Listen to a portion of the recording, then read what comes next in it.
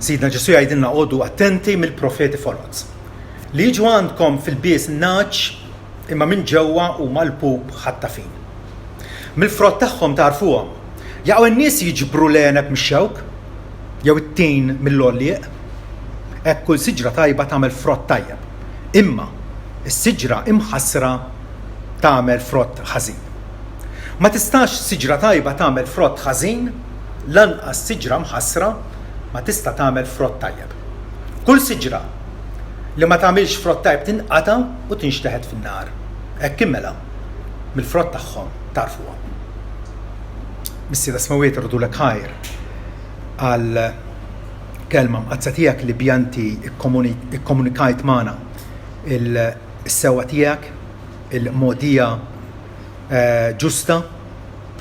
Grazzi missier tal-li tajtna profeta kbir li kellimna bl-istess kliem tiegħek, Sidna Ġesu, illi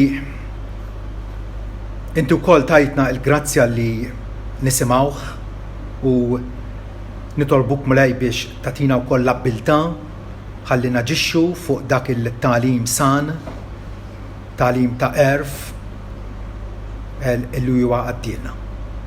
Għaliex nafu li fl-aħħar jum se nkunu ġudikati skont x'għamilna b'dan it-tagħlim li ħareġ minn fommu. U għalhekk nitolbuk mulej biex tatina qalb miftuħa, tatina wkoll moħħ il-vent biex nifmu dak li jingħad ħalli bekk aħna nkomplu mixja tul il-triq dejqa li huwa fetaħ għalina, triq li twassal għal ħajja eterna. Amen. Alla matul iż-żminijiet u diversi modi kellimna Alla mhux imbiegħat magħna irid illi ikollu relazzjoni ta' mħabba magħna u aħna nirrispondu għal dik il-tqanqil tal-imħabba u l-ħnina tiegħu lejna.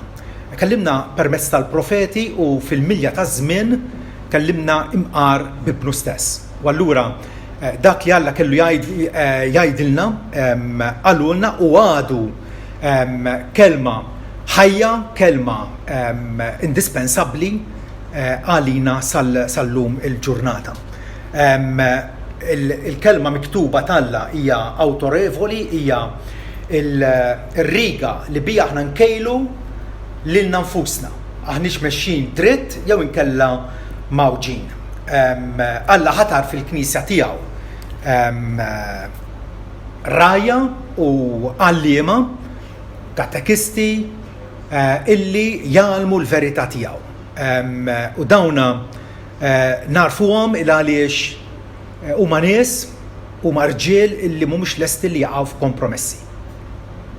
Faċli f'dinja fejn tippressak biex tinoġob magħha taqa' f'kompromessi. Imma il-profeta ġenwin mhuwiex lest li jaqa' f'kompromessi, irid biss li joġob il-Alla illi ħatru. Wieħed minnhom tkellem hekk, jgħidilna bħalma qedna qabel nerġa' ngħid anke issa.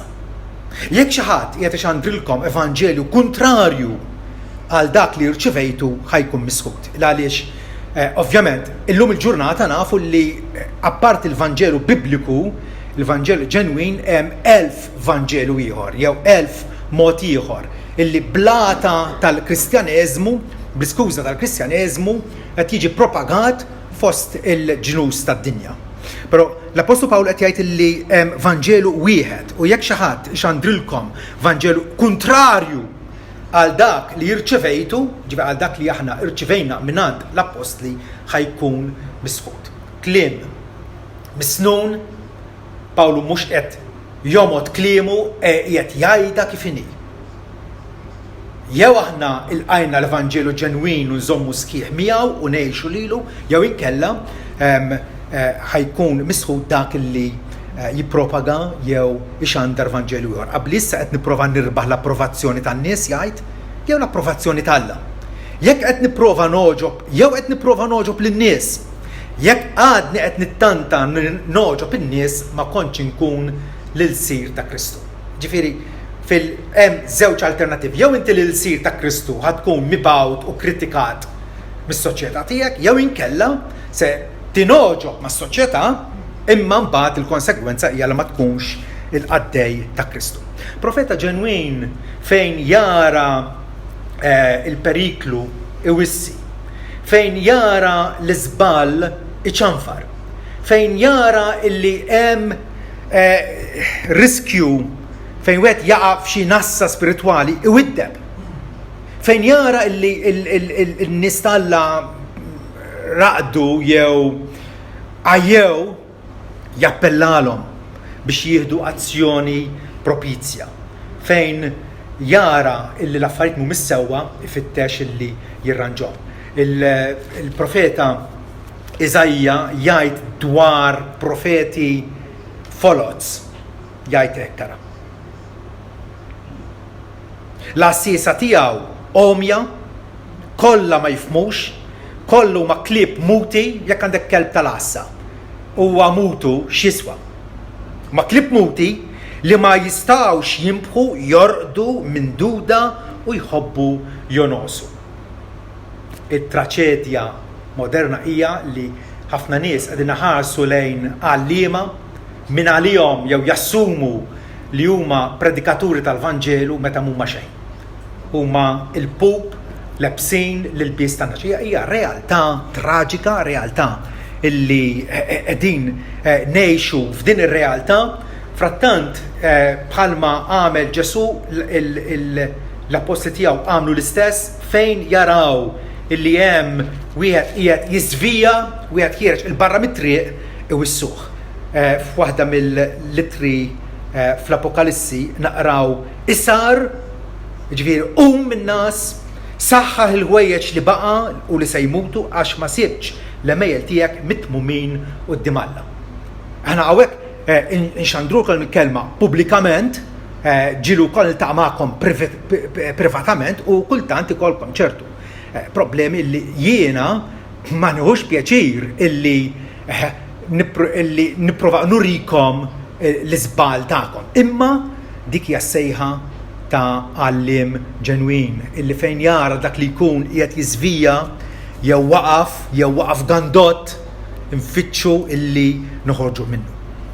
U nfittxu illi nwissu kontra għalliema illi qed jippużaw ta' għaddejja ta' Kristu mentri mhumiex. Fatti Ġwanni Kalvinu għala tajjeb meta qal il-pastor imissu jkollu żewġ ilħna. Wieħed biex jiġbor in-naċ u l-ieħor biex igerrex lil pup.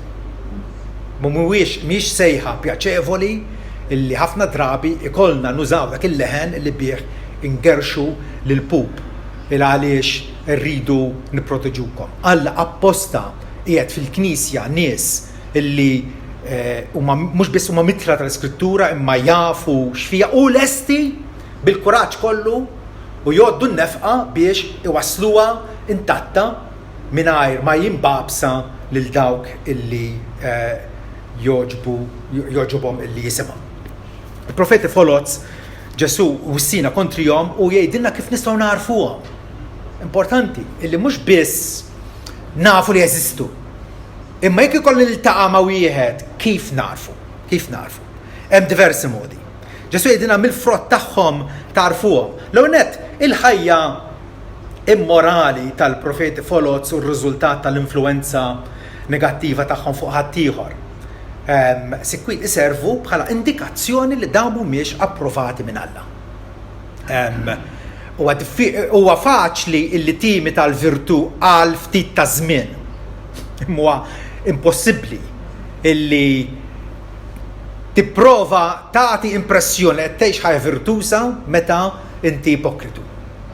U allura mill-frott tagħhom tarfuhom. In-nies jaqgħu jiġbru l-għeneb mix-xewk fejn qatt kienet tin. Jew it-tin mill-għolliq. Jekk l-għolliqa hija ħaxixa ħażina, ma tistax tippretendi li tiġbor minnha frott tajjeb nutruttiv għas-saħħa tiegħek.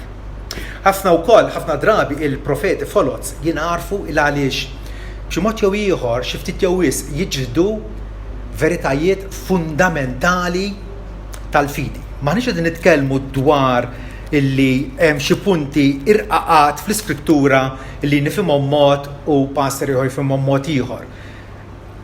Dik nifhmuha il għaliex il-koll kemm aħna għandna d-djufijiet tagħna, però il-veritajiet fundamentali, il-veritajiet illi fuqhom aħna nimbnew b'saħħitna, dawna ma nistgħux inbabsuhom. Meta xi ħadd ibabasom jew ma jgħallimhomx jew jgħallim xi ħaġa differenti, allura hemmhekk jinqabad illi huwa profeta fals. Pawlu issa meta kiteb lil Timotju il-siebu qallu jekk xi ħadd jgħallem xort oħra u ma jaqbilx mal-kliem ta' saħħa, il-kliem ta' Sidna Ġesu Kristu ma' t-tagħlim li hu skont it-tjieba, dan huwa mimli bih innifsu, ma jaf xejn, iżda huwa mitluf wara kwistjonijiet u ġlied fuq il-kliem li minnhom tiġi lejra, l-ġlied it-tajjir, is-suspetti li żiena u l-bqija. Profeta fals jinaraf għaliex b'xi mod ieħor jiġħad lis-Sid Ġesu. Ħafna drabi billi jgħid li Ġesu mhuwiex strettament divin daqs Alla l-Missier u l-Ispiritu Santu. Nina komuni ħafna, anke Ġwanni iwissi dwara setet moderni prattikament kollha jiġħdu illi Ġesu huwa bħala liben Alla huwa etern. Minħabba fekk l-apostli il-koll kemm huma iwissu kontra dan il-periklu estrem. Pietru wieħed minnhom jgħidilna imma kien hemm ukoll profeti qarrieqa fost il-poplu. Bħalma se jkun hemm fostkom għalliema qarrieqa li jdaħlu minn taħt. Idaħlu nkiss ereżiji miskutin billi jiġġdu wkoll is-sit li xtrom u jġibu minnu fih fuqhom it-telfien. Tiġħad lis-sit, jiġifieri tiġħad minu ta' bilħaq. Meta Ġesu qalilhom l-apostli min taħsbu li jien, Pietru qabeż u qal int il-Kristu, int il-Messija bin Alla l-ħaj. Pietru stqar id-divinità sħiħa ta' Ġesu. Il-profeti folot jinarfu wkoll għaliex ħafna drabi huma aktar ikkonċernati b'xewqathom stess bl-avvanz materjali tagħhom milli bil-glorja u l-unur tagħha. Sekwit jużaw l-isem ta' Kristu bħala skuża, bħala qata, qed tifhem? Isemmuh spiss l-isem ta' Kristu, però huwa vojt. Huwa vojt. Għaliex l-interess tagħhom huma nfushom. Ġuda hu ġabu ħallilna ittra qasira, però importantissima, fejn jgħidilna kif nistgħu narfu dawn il-profeti folots. Jgħid gwaja għalihom dawn in-nies, gwaja għalihom għaliex marru fit-triq ta' Kajjin l-ewwel ħaġa. Mela, it-triq ta' Kajjin kienet illi jippropagaw jgħalmu salvazzjoni bl-opri tagħna nfusna. Li hija popolari ħafna. Imqar fil-Kristjaneżmu. U għal-ħlas jgħidilna abbandonaw irwieħhom għall-errur ta' Balaqam. Balaqam kien momi bil-flus offruti lilu biex minn għalih jisħet il-poplu tagħna. Il-flus li jagħmu ħafna nies. U intilfu fir-ribelljoni ta' Kore. Kore kien wieħed li ma' sħabu ħada kontra Mosè u l-awtorità tiegħu. Mosè li Alla ħatru biex ikun il-mexxej tal-poplu tiegħu. Allura għandna nies li jirribellaw kontra l-awtorità li Alla poġġa fuqna. U x'inhi din l-awtorità? Il-kelma imqazza tiegħu. Il-kelma suprema illi taħta il-kol kemm tista' tkun l-ikbar professur, l-ikbar kjerku, l-ikbar ras trid toqgħod taħt l-iskrittura imqazza għax hija il-regola infallibbli u suprema illi magħha ma jħabba ta' xejn. Ġuda jkompli jgħid li dawn huma sikkek moħbija. Is-sikka kieku tara ma fija xejn għax kemm tiskapula, imma sikkek moħbija fil-festi tal-mħabba tagħkom meta jiffestiġġaw flimkien magħkom bla biża, ġifieri jfittxu jitħaltu ma' Kristjani ġenwini u jimpurtom biss minnhom infushom u ma' sħab bla ilma bħalma għadda l-bira minn fuq ir-raħal. U fatti faqqat sajjetta illi werweret naħseb jien ar-raħal kollu, però qatra ilma naħseb jien ma niżlitx. U dawn huma illi iwedu ħafna Iwedu ħafna fl-arroganza fil-gburja tagħhom, però x'in tiġi biex tasar ma ssib xejn. Il-profeti follows ukoll jingħarfu il għaliex ħafna drabi d-dottrina tagħhom hija ċċentrata fuq il-bniedem, x'kapaċi jagħmel il-bniedem, li inti kapaċi tikkontribwixxi għas-salvazzjoni tiegħek, kapaċi tagħti is-sem tiegħek, aktarx milli jagħtu l-glorja kollha lill-Alla Trinità. Ħajkolli nikkwota mill-Katekizmu tal-Knisja Kattolika, paragrafu 2068, fejn ħantikom eżempju hawnhekk ta' kif il-Knisja Kattolika li prattikament hija magħduda bħala Knisja Kristjana, però jiena b'ebda mod ma nniżilha li għaliex uffiċjalment u bil-miftuħ u bil-kidba tgħallem l-erezija ta' Vanġelu ieħor. Aħna il-Vanġelu nafuh li aħna salvati bil-grazzja permezz tal-fidi. U dan mhux minn nfusna. Hija għotja tal-Alla, mhux mill-opri biex ħadd ma jiftaħar. Għax aħna xogħol tiegħu maħluqin fi Kristu Ġesu għall-opri tajba. Mela l-Vanġelu huwa dan illi bindiema nirrikorri lejn Ġesu Kristu, illi bil-mewt u l-xox tiegħu jaħfirli dnubieti kollha. Fidi sempliċi fih niddependi fuqu waħdu għal fidwa eterna tiegħi. U la darba jiena allura nkun imlaqqam fih permezz tal-fidi, jiena nsir persuna li nipproduċi frott tajjeb, opri tajba.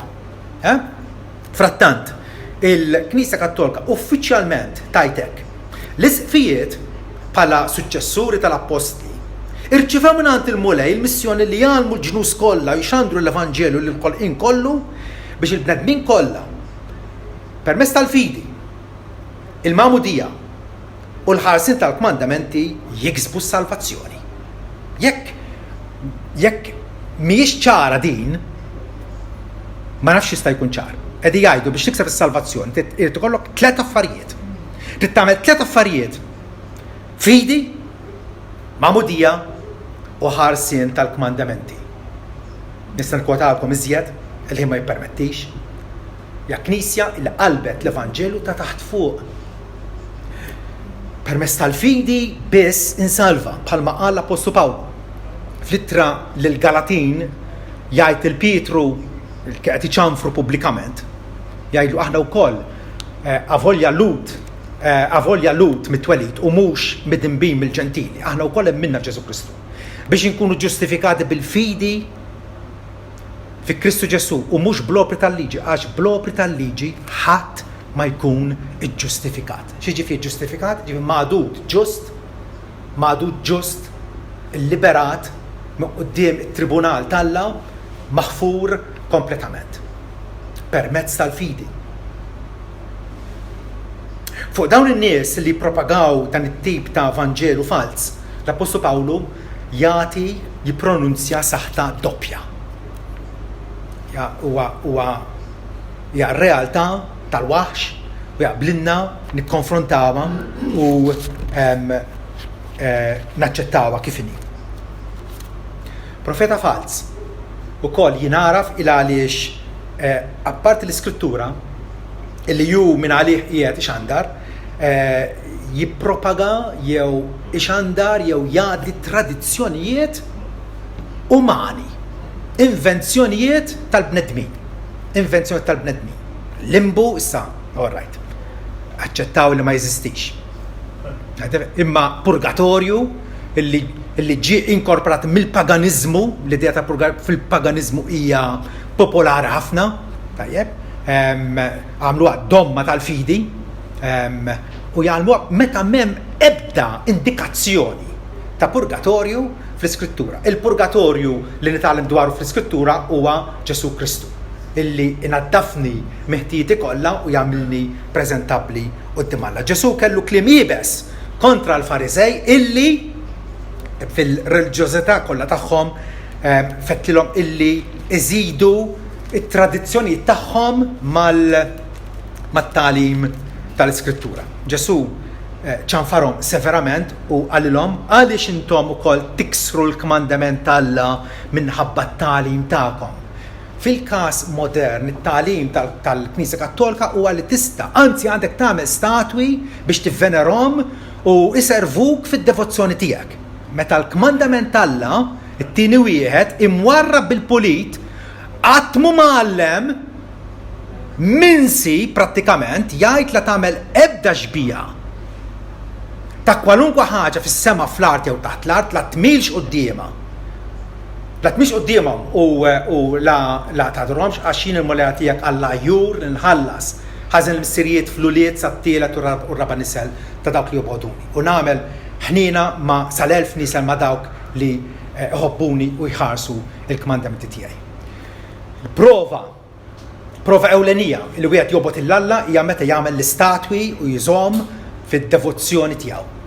Dik qal Alla hija abominazzjoni inaċċettabbli totalment. Ġesu jkompli jgħid lil Lut, hekk ġibtu fix-xejn il-kmandament Alla minħabba t-tagħlim tagħkom. Minħabba t-tagħlim ta' jippreferu li jgħaddu l-opinjonijiet tagħhom stabiliti biż-żmien, antiki kemm trid ma jimpurtax. Żball avolja jista' jkun antik minn żmien Żemżem, jibqa' żball. Ġesu jkompli jgħidilhom vers 9. Għalxejn tatuni qima billi tgħallmu bħala duttrini il-praċetti tal-bnedmin.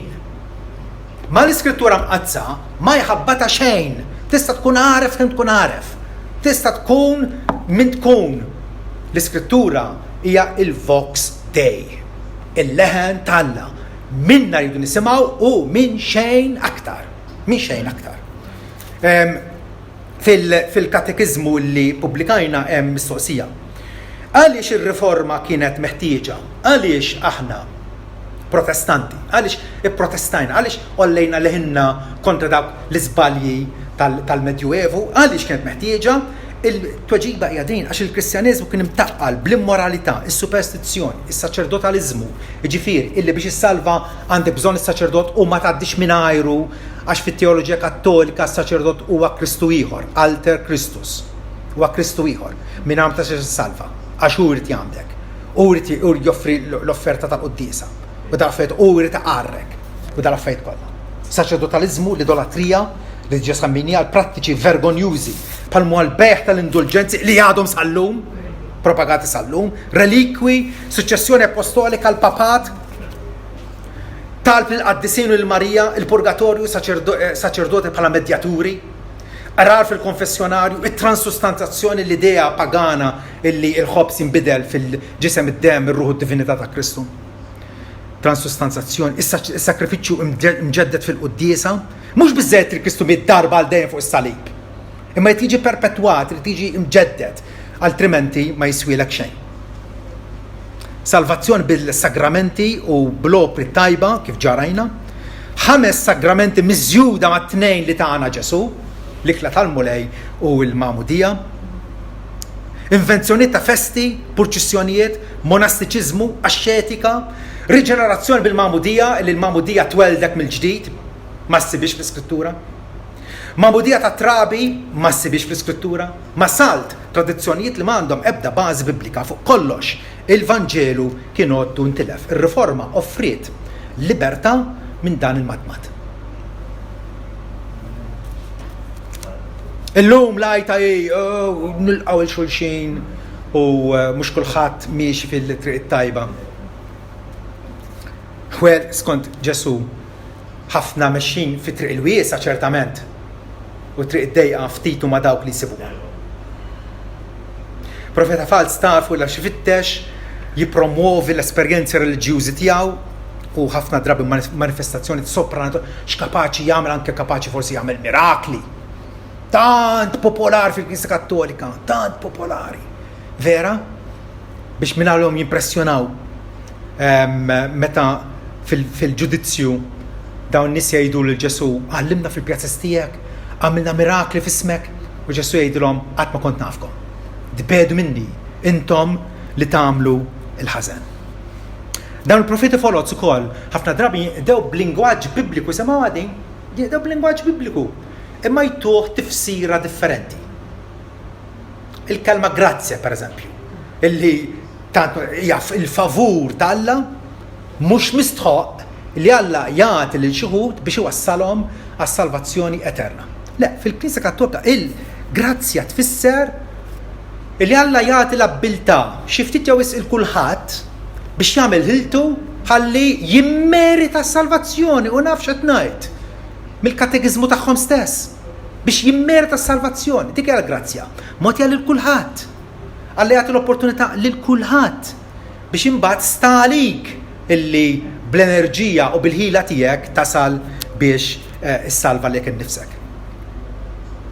Il-kelma qaddisejn għalina li naqraw l-iskrittura u nemnuha qaddis huwa wieħed Kristjan ġenwin. Anke jekk għadu jgħix fid-dinja huwa qaddis. Huwa separat għal le għalihom meta jgħaddi minn ċertu eżaminazzjoni dan il-persuna li tkun mietet imbagħad jikkanonizzawh totalment differenti fl-iskrittura. Ukoll il-kelma saċerdot. Aħna nafu illi l-Knisja kollha ta' Kristu hija saċerdozju wieħed, saċerdozju irjali, nazzjon qaddis, salta ta' assisin. Mentri għalihom hemm din il-kasta ta' irġiel imwarbin apposta illi int dipendenti fuqhom biex issalva. U nistgħu nibqgħu sejrin. Dawn il-profeti folots ma jissapportux dottrina biblika imma joffru salvazzjoni fuq it-triq il-wiesa tal-għaxkezza morali u joffru tama fejn il-Bibbja ma toffrix tama. Jiġini f'moħħ il-każ tal-Papa Franġisku waqt udjenza pubblika li kienet imxandra u min jaf kemm rawa miljuni ta' nies, meta kien hemm tifel ċkejken u saqsih missieri li kien atew, ġifieri ma jemminx Balla. Missieri isalva u il-Papa qallu iva isalva għax għandek. Laqqas bċajta m'għandek tajda, risposta hekk. Aħseb wara f'pożizzjoni uffiċjali fil-pubbliku u n-nies jaħasra jċabċbu. Appuntu l-iskrittura tikkonfermalna kemm hija vera il għaliex dak li ġara dari fil-żmien il-profeta Ġeremija għadu jiġri sal-lum. Ġeremija 5 vers 30 jgħidilna propjament hekk. 5 vers 30.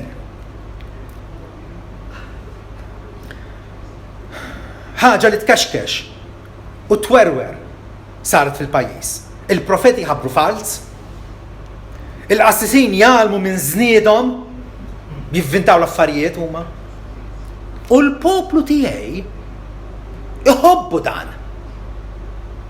Il-Kristjaneżmu, biex nitkellmu fil-lingwaġġ modern, dak li jrid. Arraxlu id-nejħ. Tih xi ħaġa li hija għall-palat tiegħu. Issa mhux l-indiema. Illi tittimxi fit-triq id-dejqa, illi tittiċħat lejk innifsek. Illi titterfa s-salib. Il-poplu tiegħi jħobbu dan. Però x'jagħmlu meta jasal it-tmiem? Fil-ġudizzju mbagħad x'tagħmel.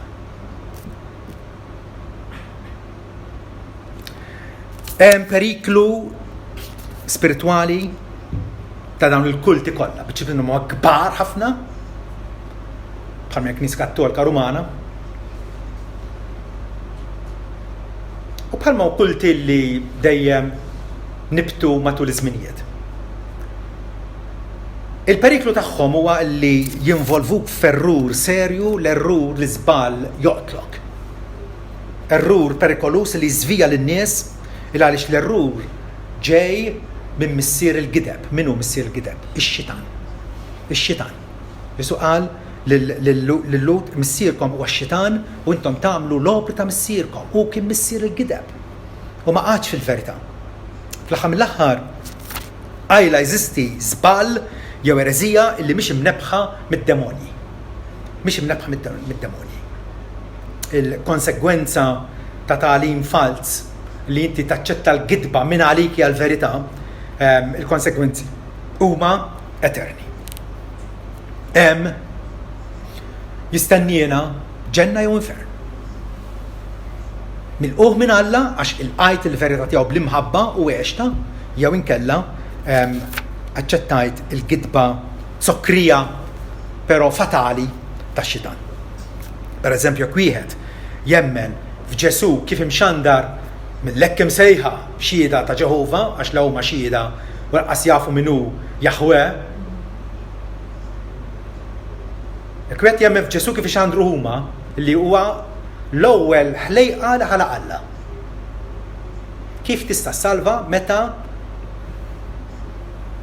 is-salvatur tiegħek huwa ħlejqa bħalek. Dan jfisser li jkun qed jemmen f'salvatur fals, salvatur finta li ma jeżistix. Spurgeon il-predikatur jgħidilna minix lest nagħti sold għall-imħabba tiegħek lejn il-verità jekk mhijiex akkumpanjata mibeda mill-qalb lejn l-errur, lejn l-iżball. Mhux biżżejjed li nippromuovu l-verità. Irridu wkoll fl-istess ħin nikxfu l-iżball kull fejn narawh. Naħseb jiena l-ola mod kif nistgħu nħobbu l-proxmu tagħna hija li nuruh l-iżball tiegħu biex nagħtuh il-verità illi hija fi Kristu Ġesu. Allura l-aħwa rridu nobbligaw ruħna li nassu kontra dal-profeti foloz. Li kull jum nistudjaw l-iskrittura mqazza, nkunu bħal berejani niċċekkjaw dak li nisimgħu. Mhux kull ma jleqqu għadeb. Għax it-tali impenn meta jiena impenjat bħala dixxiplu jipproteġini u jassigurani illi ninsab fil-modija li Ġesu irridni ngħaddi minnha. Jekk inti ignorant teoloġikament, jekk inti l-Bibja ma tafx fiha, tista' żomma f'idejk per jekk ma tafx fiha. U jekk tippretendi li l-Bibja qatt ma toffendik, allura inti fossila, ġebla, m'intix ħaj. Il-Bibja toffendik għax tikxiflek għawarek, tikkonvinċik mid-dnub, tħeġġek għall-indiema u persistentament tirrikjedi minnek li tħobb lill-ħalliq tiegħek b'qalbek kollha, b'ruħek kollha u bil-qawwa kollha tiegħek. Dottrina falsa tfixklek u tbedek minn dak kollu. L-aħwa ejjew nkunu Kristjani ta' vera illi jekk nħobbu lil Ġesu li għaddilna l-verità ejjew dik l-istess verità inħadnuha, nemnuha, ngħixuha biex nkunu torċa ta' verità għal nies li għadhom fit-tlam. Amen.